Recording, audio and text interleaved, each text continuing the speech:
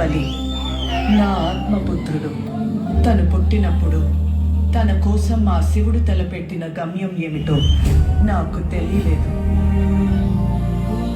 తన మరణం ఆ ప్రయాణానికి నాంది మాత్రమే అని, ఆ గమ్యం వైపు వేసే మొదటి అడుగని తెలియలేదు. తన కోసం దేవతలకి అసురులకి మధ్య జరిగిన ఈ యుద్ధం ఆ యోధుని ప్రయాణంలో రెండో అధ్యాయమని తెలియలేదు. తప్పుకో విశ్వాసుర, బాహుబలి నావాడు. సోదరా ఇంద్ర, నీకు బాహుబలి కావాలంటే నన్ను గెలిచి తీసుకో.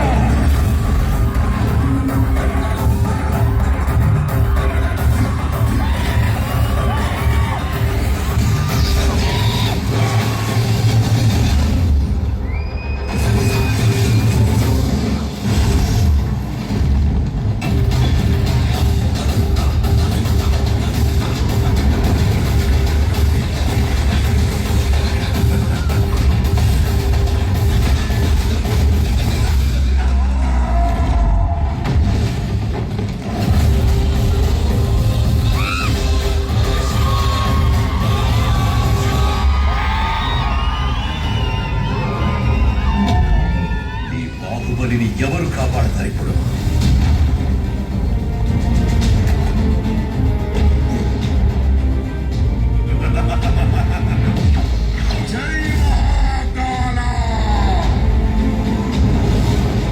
అది అదే ప్రశ్న ఇంద్ర.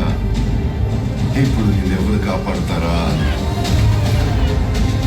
ఈ 14 లోకాల మనుగడ ఒకే ఒక మానవుడి చేతిలో. ఆ శక్తి పేరే బాహుబలి.